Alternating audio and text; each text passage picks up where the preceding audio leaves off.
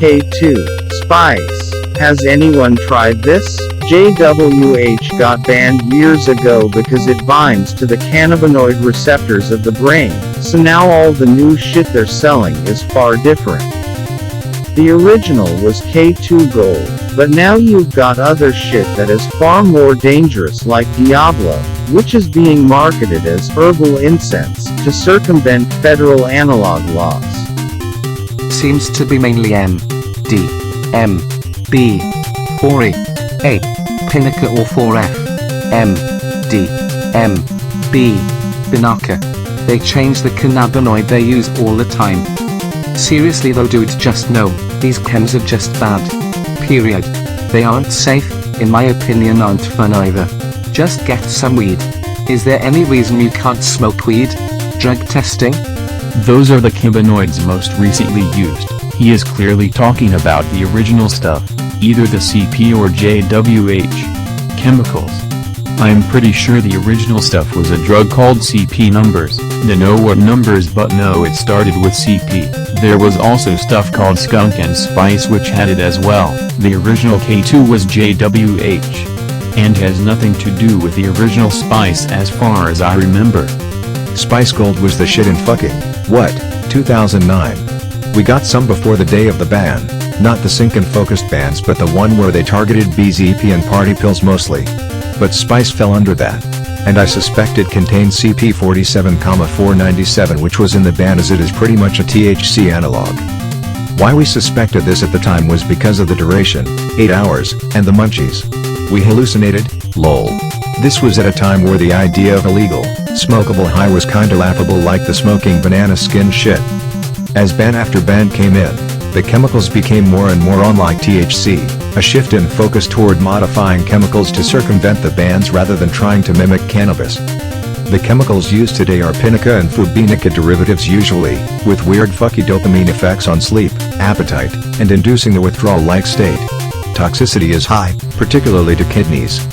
The K2 I remember from those days seemed to be mostly Damiana with JWH018, along with what seemed to be seeds and fibers from some other plant, all sprayed with a noxious perfume scent. Never encountered hallucinations, but it produced an incredibly strong fisheye effect in vision and seemed to be mildly vasoconstrictive. Physically uncomfortable at high doses. That said, there was never any good control over any spice product, and I suspect quite a bit of work was done making bootleg versions of competitor products back in the day and these being sold as the same brand in different cities. Inducing a withdrawal-like state. The market evolving a dopaminergic spice after all this time is not surprising in the least, but still sickening. Good info. Thanks. It gets you high but it's like pouring battery acid into your skull. It lasts like 20 minutes tops and you feel like shit after.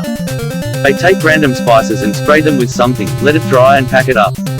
Too many sprays and they got a bad batch. Just buy booze or DXM instead, OP. Tried first, second, and third gen noids. Regret every time I smoked it and even regretted it immediately after smoking it almost every time. It made it so my weed tolerance went Snoop Dogg levels too, so I could barely get high on weed. This guy's completely right, I seem to have somewhat perma-fried myself from the shit even a decade after last smoking any. I smoked a lot of K2 when I was in the army, helped with PTSD from Iraq. Now that I'm out, weed does not get me high as it before smoking K2. I used to vaporize raw JWH018 off a foil or the end of a cigarette and it got myself and company stupid high. Overdosed a few times and had the worst spins, nausea I had ever experienced. Couldn't even lay down and close my eyes. Everything would just start spinning. Spice and synthetic cannabinoids in general are not that great in my opinion and potentially harmful.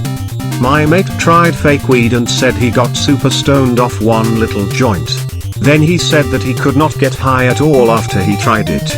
I think he may have been close to harming himself, to be quite honest. I remember douchebag dealers selling it to noobs like it was the real deal. Fucking disgusting and not funny.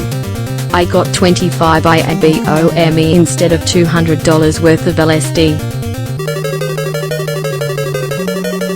Sorry to hear that, but, sir, this is a synthetic weed thread.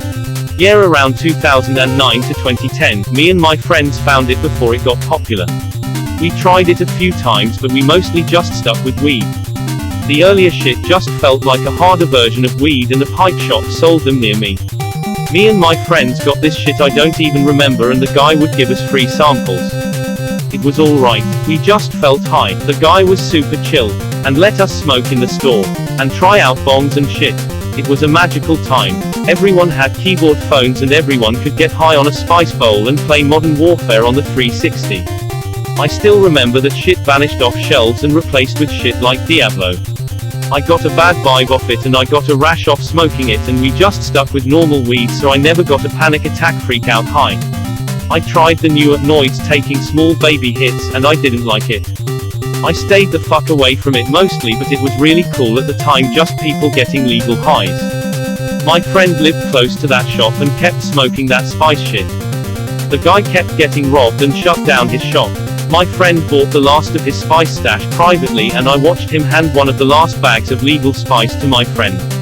After I quit, I kept hearing scarier stories and stayed away from it. My friend was buying it from the guy until like 2013 to 2014 and kept telling me scary stories. Really fucking glad I never got a scary trip or did permanent damage with that shit, but that time was just so crazy I miss it in the weirdest way. I really want to go back with my old friends on one of those winter 2010 days and get some of that spice and weed and get stoned again. Now that I think about it, that guy was probably just an asshole pushing that shit to kids and all we heard was illegal weed high and was sold. His shop was robbed 3 times for spice and he was walking around with a gun selling spice out of his house after that. Lol. Also hilariously, when this shit was harmless it was called Purple Haze, Mr. Nice Guy, etc. Then as the shit got more deadly it picked up names like Diablo, Black Mamba, Dark Voodoo and shit. I remember being in the shop super high and I saw the Diablo package and just got a weird dark eerie vibe off it, and that's when I started getting away from spice and just sticking to weed. Luckily everyone around me was a stoner. It's scary to think if I smoked any of that newer shit I'd have a freak out story. Whatever the fuck noid I was being sold as THCE juice was nasty shit. It was the best and the fucking worst.